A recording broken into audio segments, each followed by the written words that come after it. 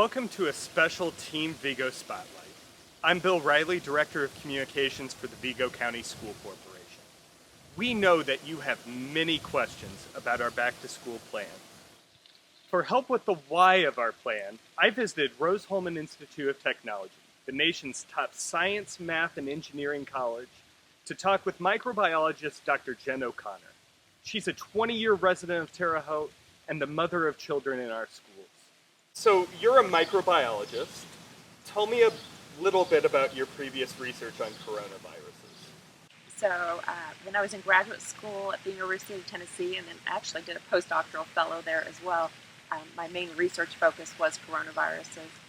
I mainly worked on a coronavirus that caused severe diarrhea with 100% mortality in neonatal pigs, so it was of importance to agriculture. I also did a side project where I looked at a human cold coronavirus to see whether it could infect human prostate tissue. What makes this particular coronavirus, the one that causes COVID-19, so pervasive? So like common cold coronaviruses, it's transmitted through respiratory droplets. But unlike the common cold coronaviruses, it causes a much more severe disease because it is capable of making our immune system mount a huge response, which is really the cause of the disease. And so it affects our lungs and other organs in our body.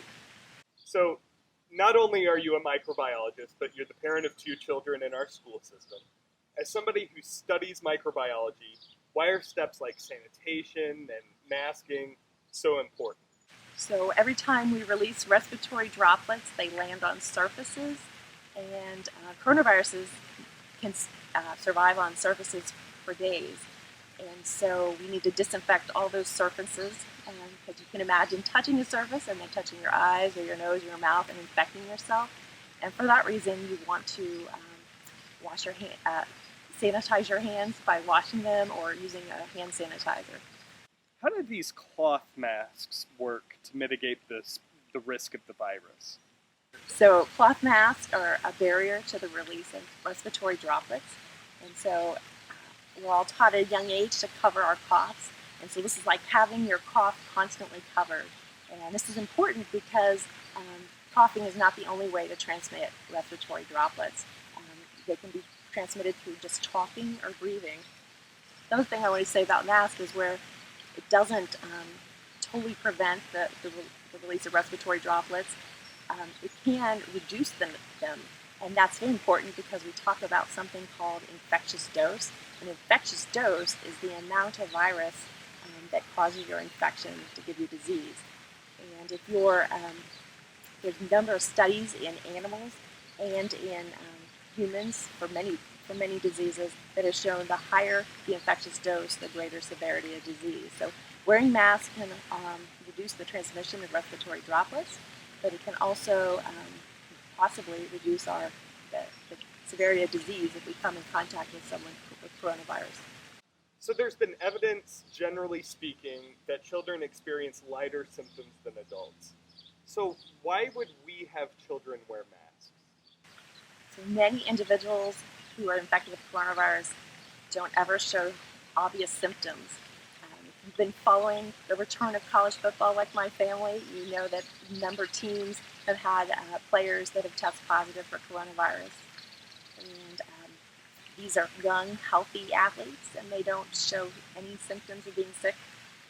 But they could still transmit the virus to others by the release of respiratory droplets while talking or breathing. And so by age, as a risk factor alone, the school staff are at greater risk for severe disease from coronavirus compared to the students.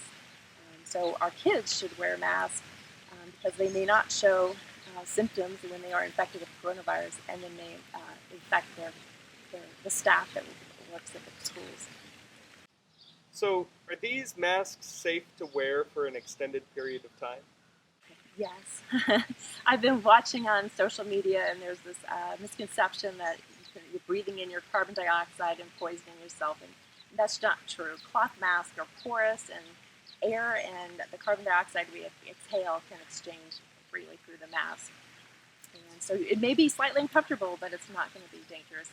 So the air can transmit through it, but it does catch those respiratory droplets. Yeah.